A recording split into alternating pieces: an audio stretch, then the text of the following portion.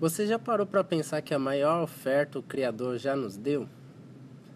Ó, Deus criou os céus, as galáxias, as estrelas, os planetas, ele criou a terra, criou o mar, a natureza, aquelas paisagens lindas que a gente gosta de admirar, ou em foto, ou pessoalmente. Ele criou os animais e viu que tudo isso foi bom de ser criado. Mas faltava uma coisa. Para quem era esse grande presente de Deus? Com certeza foi para nós. Por isso, em consenso com o Filho e o Espírito Santo, Deus resolveu criar um ser à sua imagem e semelhança. Assim ele pegou o pó da terra, lhe colocou um espírito e lhe deu um fôlego de vida. Assim foi criado o primeiro ser humano. Deus usou de uma matéria celestial como a dos anjos para criar o seu espírito, e utilizou de uma matéria terrena como a dos animais para criar o seu corpo. E do pó da terra Deus fez o nosso corpo físico. Eis um ser perfeito e a obra-prima de Deus, ligada entre dois mundos, que é o mundo celestial e o mundo terreno. O ser humano foi o único que o Criador fez questão de criar com as suas próprias mãos. Todas as outras coisas criadas por Deus, lá que está relatada no livro de Gênesis, Deus ele criou pela palavra. Deus falava, e faça-se, e as coisas iam surgindo. Nós fomos feitos para adorar o Criador e o glorificarmos por nossa existência. Fomos criados em perfeição.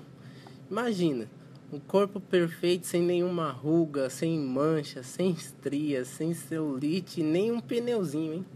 Uma visão melhor do que a de uma águia e a do Clark Kent juntos.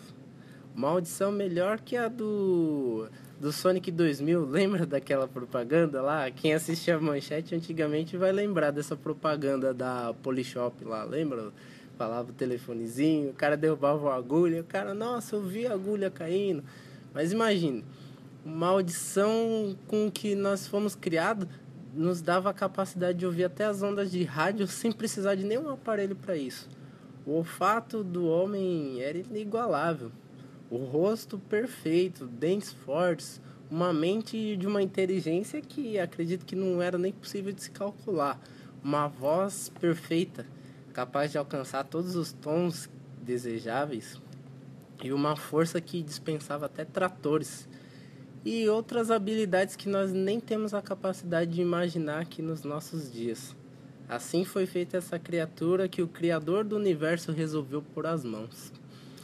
E eu fico imaginando a reação de Adão também quando ele se deparou com Eva pela primeira vez. Imagina, uma mulher perfeita, tanto em beleza quanto em formosura, tão inteligente e criada também no mesmo padrão de criação no qual o homem foi feito, porém com as suas particularidades, tais como as mulheres têm hoje, né? Só que não como Eva tinha, porque tudo como Deus tinha feito nela, ele fez em perfeição. Hoje as mulheres ainda possuem a essência de mulher que Eva tinha, mas não em plenitude como ela possuía. Nós não fomos feitos para a morte. Pensa, se o mundo hoje deixar de ser habitado pelas pessoas, ele tem condição de se regenerar por conta do padrão que ele foi criado. Muitas coisas se repetem como um ciclo, como se fosse um algoritmo perfeito de Deus, onde tudo se encaixa, onde a existência de tudo é necessário, que nem o sol, o ciclo da árvore. Sabe, a água que chove e vem o sol, evapora a água, forma as nuvens, chove. As árvores que dão frutos, e dos frutos vem a semente, e com a semente nós damos continuidade a uma árvore. E quem dá vida à árvore é a terra. E nós fomos tirados da terra e criados com os mesmos padrões cíclicos e continuamos. É coisa contínua isso. Por isso que eu não acredito nessa teoria de evolução. Por isso, como já diz o nome, teoria, né? Onde o homem de hoje se considera superior ao anterior. Hoje está todo mundo achando que não, nossa geração é melhor do que a anterior. E a tecnologia das pirâmides, Stonehenge, todas aquelas coisas, hoje o homem não tem um equipamento capaz de reproduzir aquela tecnologia. E eu não acredito que nós estamos em uma evolução, nós estamos numa involução. Eu nem sei se existe essa palavra, mas se não existe, eu acabei de criar ela. Essa involução para tentar explicar aqui o meu entender, é que em vez de irmos para frente, nós estamos indo para trás. Mesmo muitos se dizendo cristão, parece que as calamidades em todas as áreas só têm aumentado. Financeira, política, espiritual, intelectual, acadêmica, todas as áreas está tudo em calamidade. E estamos tornando a terra também inabitável e insustentável para os nossos descendentes. Por conta do quê? A industrialização, né? Capitalismo selvagem. Isso vai fazer com que a gente se mate uns aos outros e para a gente querer continuar existindo. Porque um vai querer, porque tem mais poder, tem mais dinheiro que o outro, vai querer se matar para continuar existindo. Mas Deus fez tudo perfeito. E ele se alegrou porque viu que tudo que ele tinha feito era bom. Como ele nos criou, em livre-arbítrio. Nós precisávamos da fruta do conhecimento, né? A fruta que dava o conhecimento do bem e do mal, para nós podermos discernir o certo do errado. O homem foi criado com inocência e sem malícia, igualzinho uma criança. E o teste de Deus para o homem era o único mandamento que existia na terra no tempo da criação. Não coma dessa fruta que dava o conhecimento do bem e do mal. Mas o homem, né, desobedeceu. Aí a morte entrou no mundo, mas Deus prometeu um redentor lá mesmo em Gênesis. O fruto estava já fazendo um efeito já nas entranhas do homem, né? E aí o que acontece? A inveja, né, fez o irmão assassinar o outro. E Deus já tinha advertido também ele antes de cometer essa maldade. Mas a partir daí a maldade só foi se multiplicando na terra. E o Espírito Santo ainda estava habitando o ser humano. Mas ele não podia viver num corpo dominado pela maldade e perversidade. Deus teve que retirar o Espírito Santo do homem. E aí começou a depressão no mundo. Você sabe me dizer qual que é o tamanho de Deus? Não?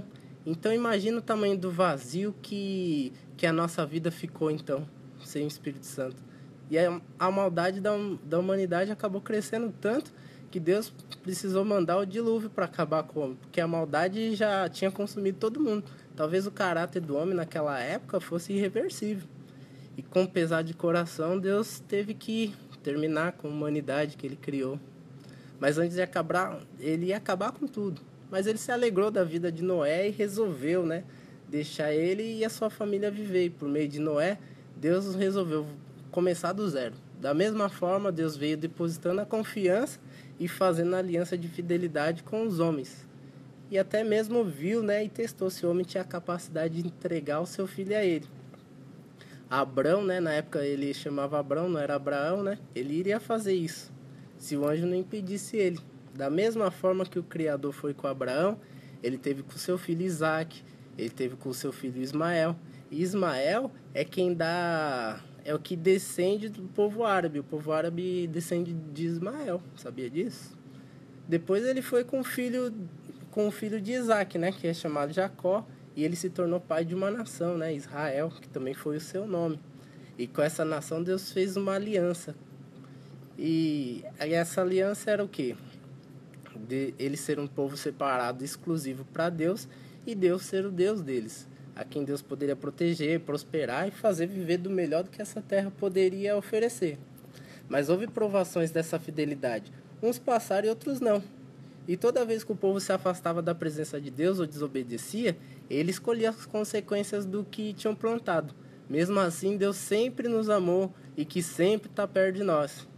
Mas quando o povo se arrependia dos maus caminhos, eles clamavam a Deus e o socorro de Deus sempre vinha, porque Deus sempre entrava em ação e mudava aquele quadro de maldição em bênção.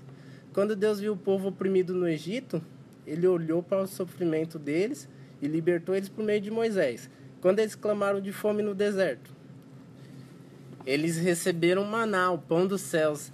E quando eles eram oprimidos por meio das pessoas injustas, Deus mandou a lei para que o povo pudesse viver em união. E quando o povo era oprimido, ou estava sofrendo as consequências dos seus pecados, Deus colocou os animais para morrer por expiação pelos seus pecados. Já que o salário do pecado é a morte, o sangue deveria ser derramado como o preço do pecado. Daí Deus foi instituir o sacerdócio. E o sacerdote era quem sacrificava os animais como atos de expiação pelos pecados do povo, que queria voltar para Deus. Quando o povo era oprimido nas guerras, Deus lhe mandou os líderes e guerreiros. E quando o problema era interno e externo, Deus mandou também os juízes para libertar esse povo.